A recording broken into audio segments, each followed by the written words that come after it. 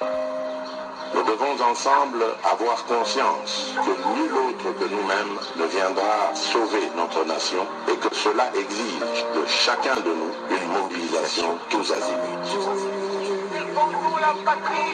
Peuple congolais, il est temps de nous lever, de nous serrer les coudes et d'agir pour défendre notre patrie, notre intégrité territoriale et l'intangibilité de nos frontières. La République démocratique du Congo est victime d'une nouvelle agression rwandaise et des actes criminels et terroristes du M23. Ils ont juré Batela Ekolo, Bendele Koyate.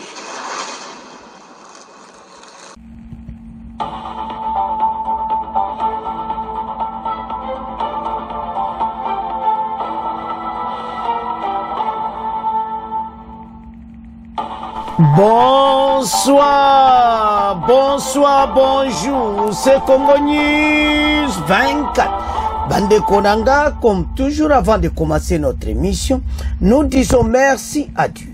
Nous disons merci à nos chers abonnés et téléspectateurs qui nous suivent partout dans le monde et en RTC. Bande Konanga, soyez les bienvenus. À la une, chers téléspectateurs, on va commencer cette émission Bandeko. Combat phare de ces RDF aux environs de Sake et à Nirangungu. Donc, bitumba ko sakanate, alors Banamboka, na émission Boko Yoka, Oyezo le Kana Nord Kivu, parce que phare de ces, azo maintenir partout, puis azo maintenir na niveau Sake. Tous à la connecte. Deuxième point chez téléspectateurs. Makambo ezaka kakuyinda parce que maintenant, ministre de défense et Afrique du Sud Azki Aye na EDC après Massola Fachi na Ramaphosa na Suisse. Alors, ministre de défense Aye pour akota la situation ndenge nini tokoki kobenga na batu oyo baza ko nuire biso. Donc, armée rwandaise à Kagame baza na problème sérieux. Tous à la connecter parce que awa boko yoka ndenge nini makabango eleki alors eza somo tous à la connecter. Chers téléspectateurs, émission na bise bandi et comitant to sola ensemble masolo ya mboka bande kotoko banda émission na biso na Nord Kivu et pas wapi oyo kaka somo bitumba oyo salamiki ce matin na 4 du matin aux environs de Sake et puis à Nirangungu. Bandeko ezalaki somo. Le phare DC, en tout cas, il faut te féliciter armée. Mais awa, toko yoka ba réaction bili. Toko yoka d'abord, nandeni Patrick Mouyaya batunaki ba question parce que toko gagne guerre. Et puis après, poko yoka ba réaction ndenge na ndenge pona bitumba oya est. Guerre oyo, biso phare DC akoganye yango. Et loko toye sa bandeko nyonso parce que boyoka ba message Julien Paluka lobi ba encouragement ba congolais était guerre wana l'est eza na maboko na biso pe tokoganye yango. Le phare DC bitumbe toki na ndenge ya mokiti. Phare DC laksi bango ke awa Sake eza béton boza na place a kolekati. Sake eza lokola Carrefour bo la nene ba ko expliquer na RTNC extrêmement à RTNC y émission à pourquoi lelo bogoyo ka ba expliquer comment passer Sake eza lokola Carrefour eza place au bato baza oleka place makamo belezo salama mais bato yo baza na place ti ya koleka. Donc il faut tout ça la clair baza na place ti parce que phare DC à maintenir place pe phare DC à telemina ndenga muketi bato yo baza na chance ya kolekati biso toko maintenir force wana pour toko gagner guerre oyo congolais to telemo situation laisse so selenga biso nyonso ensemble to gagner bitumba oyo to benga na cet ennemi et puis ennemi on a sur la place te na kati ya mboka na biso tozo yoka talabande ko botiko landa ba makamusu na réseaux sociaux bazo okosa ba congolais que voilà kutu ba Sake bon bokozala tala Kagame azo multiplier yo kaka manipulation na réseaux sociaux. Bango bakotika la kozwa sake te. Bakotika la koleka wana te. Parce que nous allons gagner cette guerre. Parce que ceux qui ba leki sake kombi tumbe komi na Goma. C'est que oyo ba botoko lingati. Ministre ya défense sud-africain azali, mais toujours na deuxième point. Wana za makamusu eza somo. Alors, soki totala so bolandi mpe Patrick Muyaya ndenge expliqué na interview ya sali, boyoki ba réaction ndenge na ndenge, boyoki comment makambo déroulé à est, bomona que notre armée se comporte très bien. Tozangi le côté, notre armée a terminé la position de force, l'ennemi a peur, parce que peur est changé quand, parce que biso tozo menacé bango. Bah, pour le moment, il n'y avait plus ma cessé le fait Toyoka Bangote. Cessé le fait Bango Batia Koto Sayangote, Kaka Biso to Sayango, et puis to perdre de territoire. Et puis to Kolinga Suba Kamwanati, Biso to attaquer Batou. Avec force, pe quoi attaquer, to quoi attaquer Bango. Bakozana situation moko très très sérieux. Et ce senga armée, effort matériel na niveau à Kinshasa. Konti ba multiplier sur effort comme mbongo pour ennemi oyezo senga. Tala, Congolais kina raison. Bi Kagame n'écoute que les armes. Et ces hommes, Batouana, makambo ba masolo Luanda, bango lutali bango te. Koyoka yango te, pe bakotika la koyoka yango te, parce qu'ils n'écoutent que les armes. Tant que tu les armes, vous avez que maintenant, comme na kobanga, la paix a changé de camp. Ce que talimende ba du sola qui n'a bourrement jusqu'à maintenant, vous comprendre que bateau c'est fini. Et nous allons mener cette guerre, puis tu gagner yango, tu benga na cet ennemi. Y'a autre ça va congolais, tout ça est un peu calme. Makamoza kitoko, armée ça n'a problème te. Et ça, maintenant, ben filtré, ça shooter, to quoi avancer ensemble, et armée n'a pas qu'à mon quoi. Beaucoup yo kaba, ba réaction de genande. Alors, tant que la bilo kabouye, et ça va comment ça gante. Patrick Muyaya, to ko banana Patrick Muyaya, après to ko ya na bande kwibeli. To banda na Muyaya. Bande ko, et ça ma kama ko sanganati. Parce que Patrick Muyaya le bien qui te regagne guerre. Tout ce qui se passe à l'est, biso tozo gagne bitumba, peut te bengana cet ennemi. Ou azo menacer notre pays et nous allons gagner cette guerre. Parce que oyo tout bozo kabama kelele partout. Armée azana contrôle total. Position FARDC, moutako likango azati. Et puis to sécuriser yango. Bitumbo nyonso ezana saki. Il n'y a rien. Parce que notre armée est l'ennemi na force de frappe. Boyoka ba réaction ndenge na ndenge. Mais ce qui est vrai, face à la situation sécuritaire, à Saki, dans les environs de Goma au nord, qui voulait général, Oya, Monusco peut expliquer.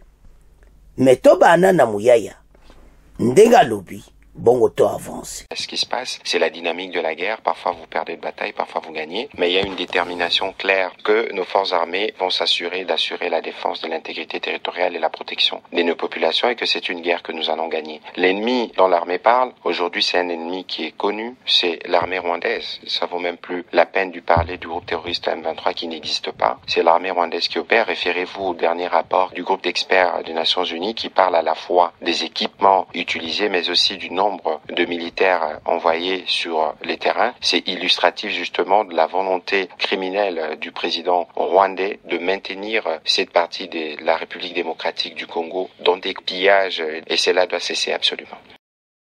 Des Radio France Internationale, le ministre de la Communication et Médias, porte-parole du gouvernement, Patrick Muyaya, charge le Rwanda et parle d'un agenda criminel de Paul Kagame dans le massacre dans la partie est du pays.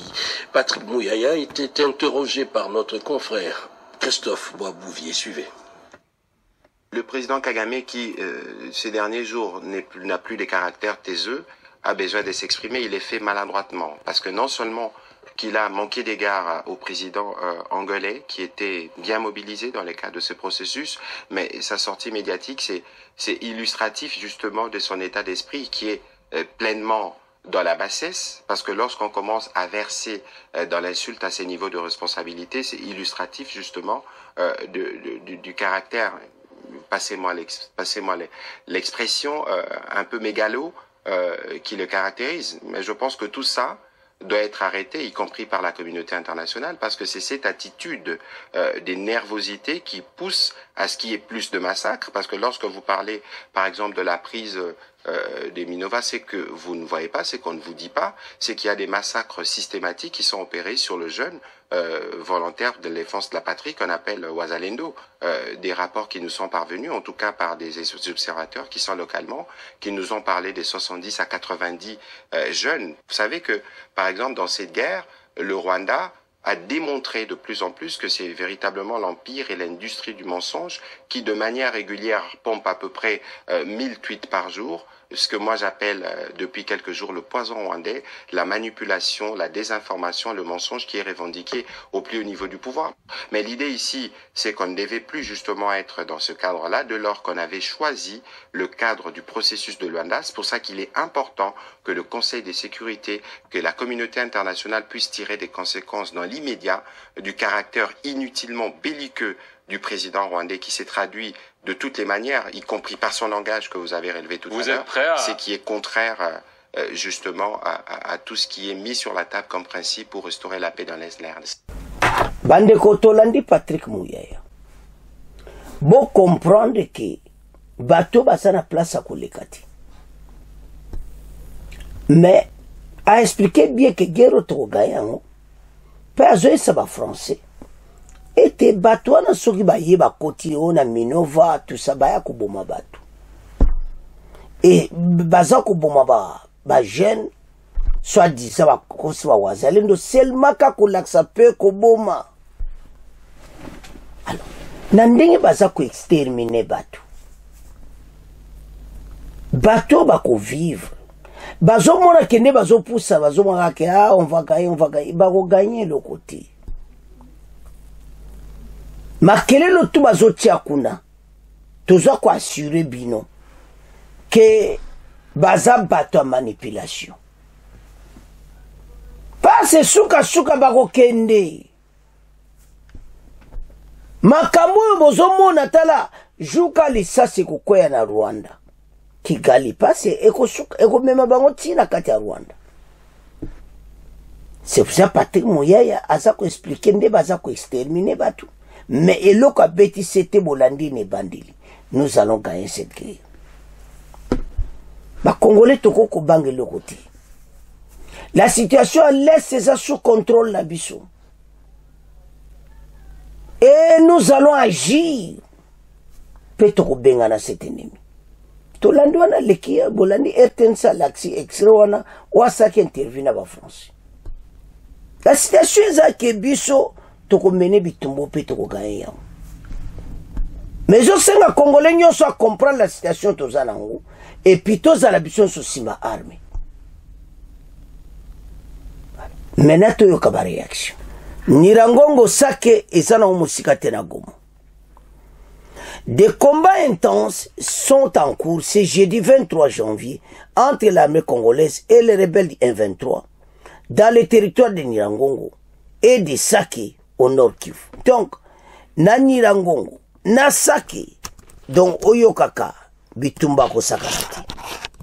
Osomona clairement été l'ennemi a ko perdre, peut ko gagner parce que to yebi ce qui se passe et puis to yebi eti bamayela Kagame nyonso et komana suka yanto yesa bande ko nyonso eti notre armée azoki une position kitoko C'est cela entre Nirangongo et Sake au Nord Kivu. Les habitants du village de Roussayo situé dans le groupement de Munja, wana na kota Nirangongo, bayoki ba armes lourdes ya Rosaganati. Les RDF 23 soutenus par l'armée rwandaise auraient lancé des attaques simultanées contre les positions des groupes armés locaux. Wazalendo et les FARDC à Kili, Mayoka et à Kimanyaro, 20 km du nord de Goma. Les combats sont rudes depuis ce matin, vers 9 h. Ezala na Sake, ezala Nirangongo. Mais bakokina baoka ate ce matin. Nous avons observé l'armée rwandaise se mêler aux forces M23 qui ont de nouveau attaqué les positions des FARDC. Heureusement, les FARDC et les Wazalendo ont su contenir ces menaces. Ils ont riposté et repoussé l'ennemi qui tentait de s'installer sur la colline de Nditi, à proximité des parcs de Virunga. L'administrateur du territoire de Nirangongo, le commissaire supérieur Malo Samboma, a confirmé que le combat et appelle la population à garder au calme. Je viens d'apprendre que 2 personnes ont été tuées, Natunga, et je déplore cela. Alors, aux alentours de Sake, basangani na wa MONUSCO, na FARDC na Sami DRC, pona ko freiner avancement ya batu oyo. Bako avancer te, bako koma pe place au bazolinga bakoma te, parce que to maintenir ango. Ozomona, FARDC atie béton armé, béton ane itikali bazana place à okende te, coordination renforcée entre les FARDC et la MONUSCO et la force de la SADC pour sécuriser Goma et Sake. Et ça m'a eza très sérieux. Goma eza sécurisé pour na koyesa ba Congolais que o nyonso ba koko sala elo mote ko salama toko zala ba gagna pe bitumba oyo toko bengana Kagame et ses hommes ba ko quitter bazana place te oyo ba okoka ya onto esa ba Congolais, levons-nous ensemble to bunda pona mboka to bengana cet ennemi l'armée rwandaise ou à côté libiso. Chers téléspectateurs, nous allons gagner cette guerre. Kagame a subi la perte de l'ennemi, mais a continué. Kosala oyamoni. Alors, to yoka ba réaction to bandana. Ndenge ba expliquer na makambo ndenge leki et puis to yoka Julien Paluku to yoka en tout cas ba réaction ndenge ni FARDC azo se dérouler la terre. Tolanda. Des incursions de l'armée rwandaise repoussées par les FARDC, les notables du Nord Kivu, parmi lesquels le député national Patrick Mouniobo appelle à la mobilisation générale. Suivez. La situation sécuritaire dans l'est de la RDC reste évolutive. Les combats se sont poursuivis ce jeudi 23 janvier 2025 entre les terroristes du M23 et les forces armées de la République. Des affrontements autour de Sake qui ont provoqué les déplacements massifs de la population. L'armée loyaliste poursuit donc avec sa mission de la défense de l'intégrité territoriale et des traques de l'ennemi jusque dans son dernier retranchement. La peur a changé de camp.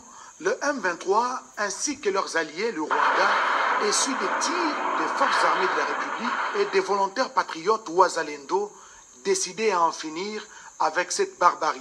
À Goma, la ville est restée calme, la population a vaqué librement à ses occupations, comme le témoigne cet élu du peuple, l'honorable Patrick Mouniomo.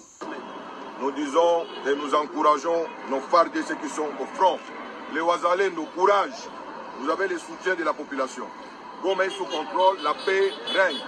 Moi-même je suis ici et je reste avec ma population, donc tout se passe bien.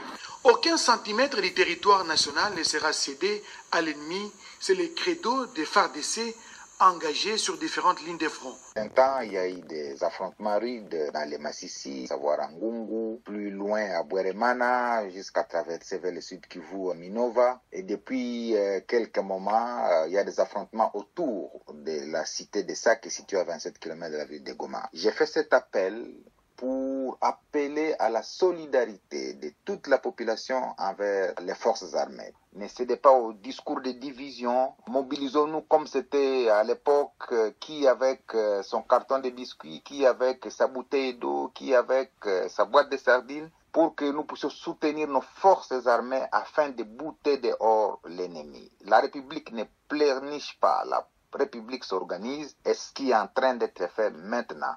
La population donc est appelée à soutenir son armée parce que c'est la seule armée que nous avons. Nous n'aurons pas une autre armée si ce n'est celle-là qui défend l'intégrité du territoire.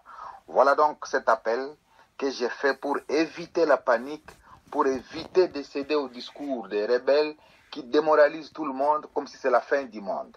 Il faudrait que nous nous considérions que cette République nous appartient et nous la défendrons jusqu'au sacrifice suprême. Mesdames et messieurs, c'est cet appel à la solidarité, cet appel à la consolidation de ce que nous avons comme conviction envers la République que j'ai fait envers l'ensemble du peuple du Nord Kivu, du Sud Kivu, qui est victime de cette guerre injuste qui nous est imposée par une agression que tout le monde connaît, l'agression rwandaise. C'est depuis quelques jours que les FARDC et leurs alliés, les Wazalendo, se battent contre les rebelles du M23 appuyés par le Rwanda pour le contrôle de la cité de Sake, au nord Kivu.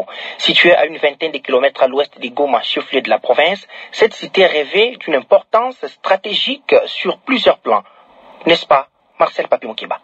La cité de Sake est bien plus qu'un carrefour. Elle constitue un point stratégique reliant Goma à Masisi ou à Likale et le vaste territoire riche en ressources minières de l'ouest du nord Kivu. Sake est également un verrou géographique essentiel pour le contrôle des mouvements dans cette région marquée par des tensions sécuritaires récurrentes. Sa position sur la route nationale numéro 2 en fait un axe incontournable pour les forces armées et les acteurs humanitaires opérant dans les zones en conflit. Au plan sécuritaire et militaire, Sake occupe une place centrale dans les opérations militaires. Elle est l'un des verrous importants pour protéger la ville de Goma. Contrôler Sake, c'est garantir une emprise sur les routes stratégiques menant aux zones enclavées tout en limitant les mouvements vers ou en provenance de Goma et d'autres localités clés. Au plan économique, les produits agricoles et les minéraux transitent par Sake avant d'atteindre les grands centres de consommation. Ainsi, Sake reste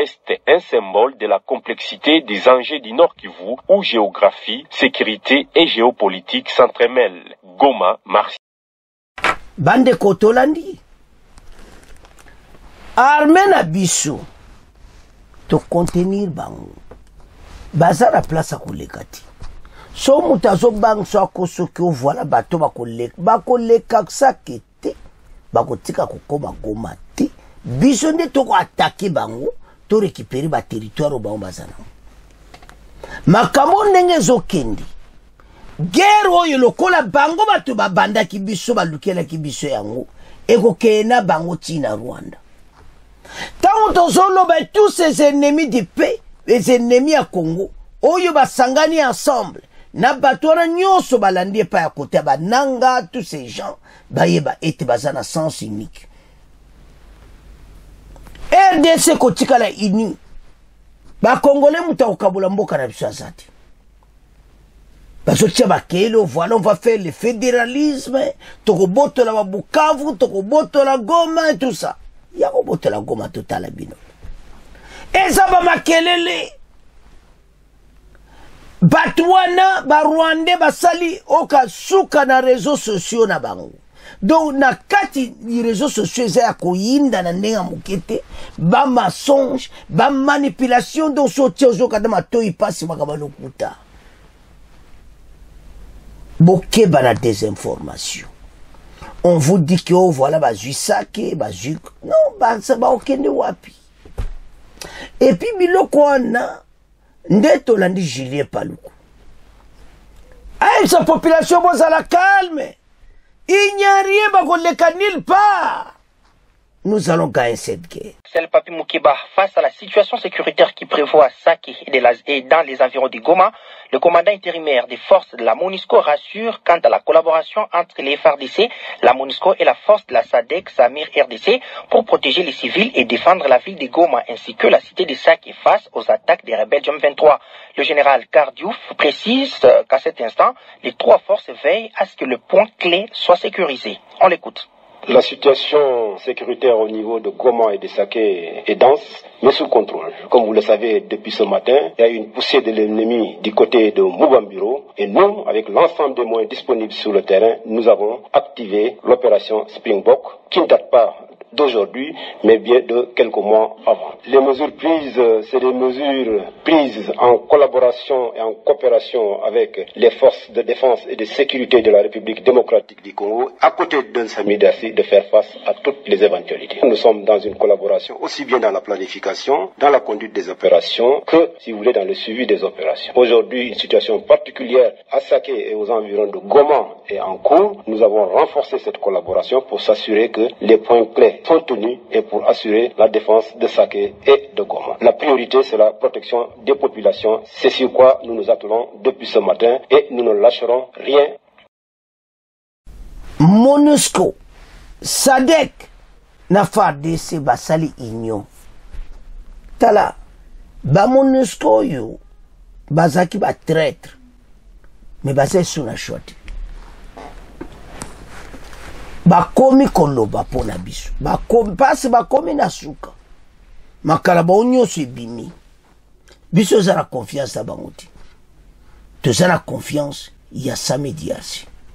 Alors ndenge FARDC atelemi wana baza na place ko lekati na SADC baza na place ko lekati eloko zo senga nini pa na biso totika koyoka biyoka yoka totika kolana ba information lokuta wana na X oyo Kagame sezomba zo sala propagande na bango moi village mokeba tiepa elo ni baba jibanda babanda ki na Sake 2 ans yango Saka ngo bolekaka te makelele ya pamba oyo kaye yudo zo sala ka pona ko traumatiser ba Congolais. Ils ne feront rien. Mais dès Patrick Mouyaya lobby, nous allons gagner cette guerre. Tala, cette armée FARDC, ba yebi. Mais ba konji ba baksa ba moyen. Ba baksa ba moyen. Ba sale fort ba jobilo kwa moto. Et ou ta même Chine, toko ta même Nyongo. Et ça tout s'il sabato bisomoko. Pour des occasions. Makamba va cesser le feu zatei. To beta bango pela bilo to kena bango tiso kuna to zo bombarder bango na likolo ba missile solaire bango za ba aventure Kagame. Alors sikoyo soko zolanda o comprendre que bandiko même de to landi patrimoine so du talande so patrimoine ya bato yo bazape na ba terroriste ils ont entré na Minova, ils ont tué déjà. Donc, ça qu'on exterminer surtout les jeunes garçons qui ont Wazalendo. Allez. Donc, bilo konde ezo salama. Ezo senga ba konji ba telema toujours relève makambo direct. Bate sous motema na Occident tout. Le temps on est ici leki. Fatio pesi bango tamingi. Koyo kabango di sujouté. Et comme étant armé na biso tellement ensemble to bunda. Boyebi soiga to bete loko moka na Rwanda bombe kwe na kati ya Rwanda. Kagame akufrene makambo mama kilo ekosila. Foto bwa kabilo yazo bwa ke para so biso to bwa ke na Rwanda. Biso bato okufa biso to bwa ekuna. C'est ce qu'on va faire. Tout so tika bango. Soki bamba bwa ke loko ta ba déplacer. FARDC peut lancer loko bombe ko kwena kina na Rwanda. Tina Kigali. On en a marre. Pas ce soto la bateau yo. Non. Il faut tout laksa bango. Kagame ako vivre, ako mona makamuna yi. ayeba ete tous oyo tout bazosala tala bandeko armée na biso toza vraiment na armée omona clairement ete notre armée aza disposé tokobunda mpe tokoganya guerre oyo bakobangisa biso eloko moko te parce que notre armée aza na position de force et nous allons gagner libitumbo dans tout ça et tout ça armée na biso maintenir bango bolandi wana toza na biloko ya kitoko oyo Kagame akovivre yango mais eloko ezosenga na bakongolais tolongola kobanga biso nyonso totia confiance na armée et puis batraître bosignale bango baza ebele oyo bazotrahir mboka epa Kagame bolakisa bango bakanga bango gouvernement na biso baza uni okabola mute kuna alors maintenant après Massola Fachi na Davos tokomi na deuxième partie wana première partie bolandi guerre ndenge toki na saki bolandi ba réaction bomoni que vraiment que notre armée support ba congolais ali donc toko gagner alors toke maintenant deuxième point toko banda boyebi que Fachi azaki na masolo na Davos na Ramaphosa bolanaki na mission à lobby et lelo bayambi ministre de défense ya sud-africain aye na Kinshasa et puis azokene Goma bazaki na masolo na mois d'invite ministre de défense à RDC c'est-à-dire Ramaphosa na Fachi basololi mais na ba ministre de défense ba ekokutana mais bakendaki à huis clos après que sola batunyo so bakendaki à huis clos et tout cela pour maintenir effort entre RDC et Afrique du Sud et RDC côté je crois c'est ba sud-africain baza déterminé ba ko bunda na RDC tina suka otoko gagner ya anti to lo ba ke toza biso mon côté tant que toza na armée sud-africaine ba monusco to konta ba ontata ba chima kelelo bona to konta ba onti alors masole tokaki pour la guerre à l'est total. Rencontre défense RDC et Afrique du Sud pour sécuriser Goma et Sake. Vice-premier ministre de la Défense de la République démocratique du Congo, Guy Kabombo, mois d'invite, a rencontré ce jeudi son homologue sud-africaine, Ange Mochegwa, à l'hôtel de défense de Kinshasa.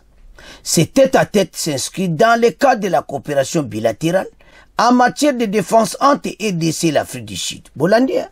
Rencontre wana ezananu ya deux pays entre RDC et l'Afrique du Sud, particulièrement dans le contexte de combats qui opposent les forces FARDC aux rebelles de RDF à Sake et à l'est, donc Oyogaka.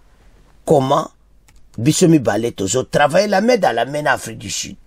Afrique du Sud a otika bisoti dans l'est du pays.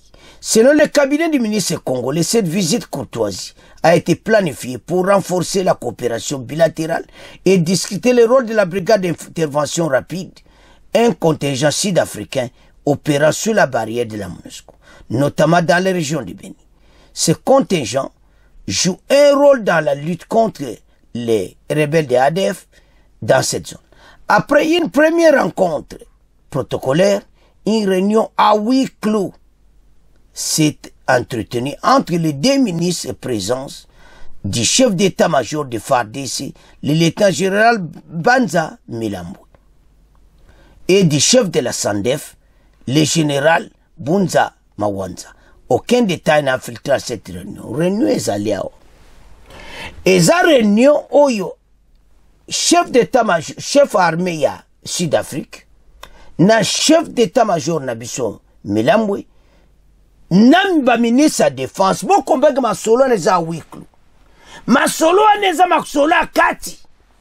Ba le ba dévoiler le kumote, mais bon comprendre que Afrique du Sud azo twanzela na makamusus.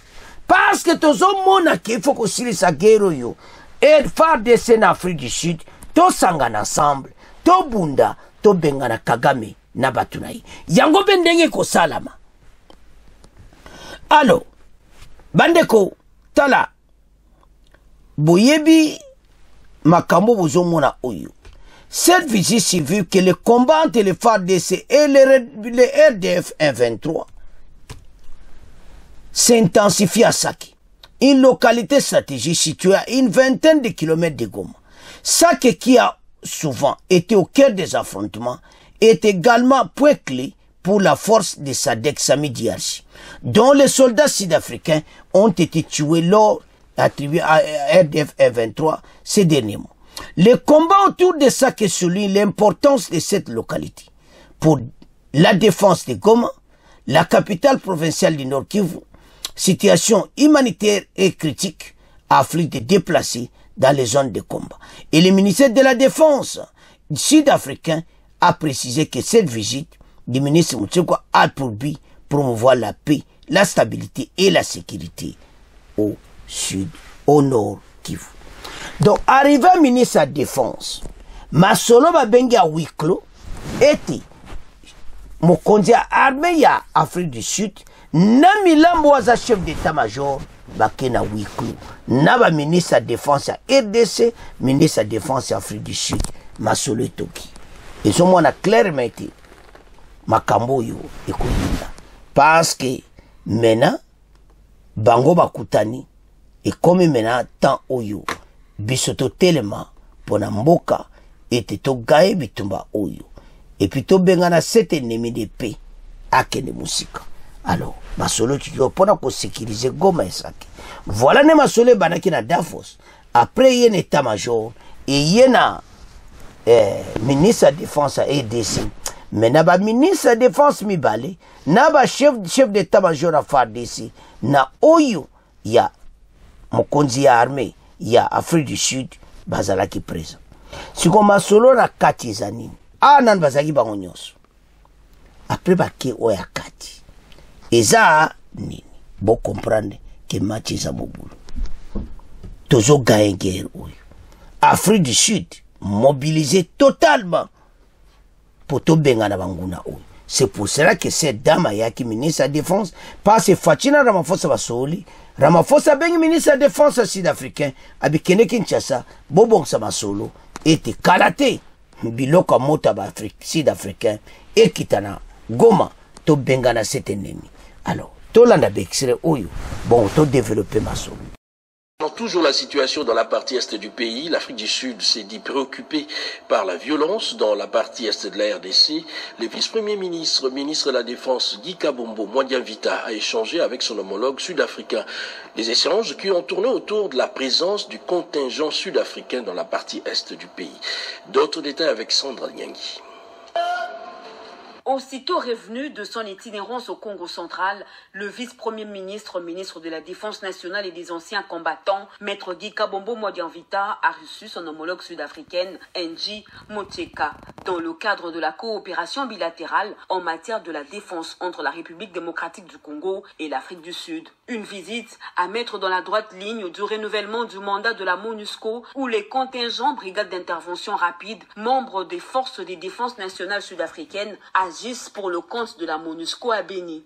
La patronne de la défense sud-africaine va se rendre ensuite dans la ville de Beni au nord Kivu, où elle va s'entretenir avec la brigade d'intervention rapide sud-africaine rattachée à la MONUSCO sur les mesures à prendre face à leur agissement sur le terrain et le strict respect des accords de coopération bilatérale en matière de défense. S'en est suivi une séance de travail à huis clos entre les deux hautes personnalités en présence du chef d'état-major général des FARDC, le lieutenant-général Jules Banza-Mouilamboué et le chef d'état-major général sud-africain. De ces échanges, rien n'a filtré. Bandeko tolandi biso nyonso ndenge bakutanaki na hôtel de défense à Kinshasa. Na Davos fati bakutana président sud-africain. Africain bengi ministre de la défense à Yena Kinshasa. Et puis na masoro nezaki a huis clos. Mutaibite oyeloba mikuna meto comprendre ka. Tozana guerre. Ministre de la Défense Afrique du Sud aïe. Et puis chef ya armée ya Afrique du Sud présent à Katamasolo. Et puis biso chef d'état-major na ministre de la Défense na Masolo. C'est-à-dire bazo traité oyo Fatina Ramaphosa va préparer qui tient à Davos. tozomona ke Afrique du Sud akozwa le devant kaka na boba samisi RCT, mais Afrique du Sud akozwa le devant tant que toza na coopération militaire na bango ba aider biso na est parce kozala kosakana te parce Kagame aza aidé Uganda ta wangani babata matuso sima Kagame. Alors bato bazo kansaki bako koma place bako koma te basa na échec total et ndenge na moni masolo ndenge kei nazo mona ke armée Afrique du Sud bako délégué pena contingent na ba armée na bango makasi ko yepa na biso parce que c'est que no manko Kagame azala biloko sophistiqué nde bazo komesa bate aso yoni mais tali biso te biso tokozwa et puis ba wazalendo bazana traditionnel na bango sophistiqué les waza au monde basali ba ambiscade monde ba bomi ba Rwanda belé les wazalendo ba ambiscade. Alors maintenant bitumbo est comme à niveau mususu. C'est pour cela que maintenant ministre de la Défense Afrique du Sud aïe ce qu'on devait comprendre et ça clairement que RDC Rwanda nous allons déclarer la guerre maintenant parce que makambo eza kosakarati tokotike la bateau yote so bazana buna monke bakozo ba territoire wana bazotchana moto moza zero tous ces gens tolo bambana balaba ke alesem notre armée va prendre le devant armée na biso ko telema ti bateau bakomona suba lobi tete tiki na biso to kokina biso de shoot mais so senga tous à l'ensemble parce que dans l'unité de to gagner bitumba oyo bolanda ki na extrême to tsaki na RD Congo parce que na chaîne musu RD Congo basango télévision kene kono mona makambo ka bien na RD Congo basango télévision okoyoka makambo susu Donald Trump ndenga zawana aye azo changer makambo yo ba démocrate basalaki biso lo bakoso ba yeka makambo mais tozo mona a changé makambo ebele mais à niveau bitumboza na Ukraine tout ça a changé même Israël a changé ma décision oyo ba démocrate Biden azwaki. Qu'est-ce qui manque au biso pas toucher mais biso no tia motema na bango ce sont des l'Occident a la bien intérêt na bango d'abord et puis on s'en fout de la RDC. Bon comprendre que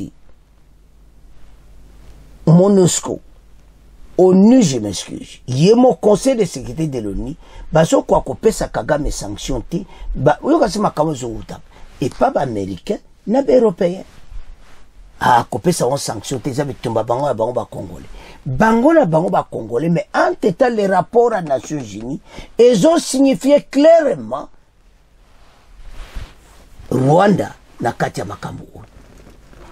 Alors, bazo ya ko bombardé konebso, ya utoko tika bango ti. Biso to continuer de kozala ensemble na kanda FARDC et nous allons gagner cette guerre. Il n'y a rien. Ba meki bana dezango baleki saki. Ba kotia oleka saki ti. Alors, maintenant situation mi ndeto lo balelo ende bo mona titre était Afrique du Sud et RDC la main dans la main pour chasser Kagame et ses hommes. Donc l'armée sud-africaine et les FARDC parce que le ministre de la Défense na chef armé na bango et puis koto milambo na ministre de la Défense basola wiklo ezani yebela Kagame tanto sangana Sud-Afrique na ndenge pene comme les deux pays eza suma kama sami DRCT biso tous ensemble na bango tous na ba contrat militaire. Alors tous omona que Ramaphosa changement de cœur rotinda biloko moto tous na besoin ba arme on a moto au Afrique du Sud anango to beta bato biloko. Alors boba zo bunda na 4 sadek ba visiter bango bolandi mais et comme étant biso to zwa makamba mais ba konzi to zwa ba décision makasi to benga na cet ennemi. Alors bana mboka to comme na fait mission na biso bo continuer ko s'abonner bo partager. Au revoir, à la prochaine.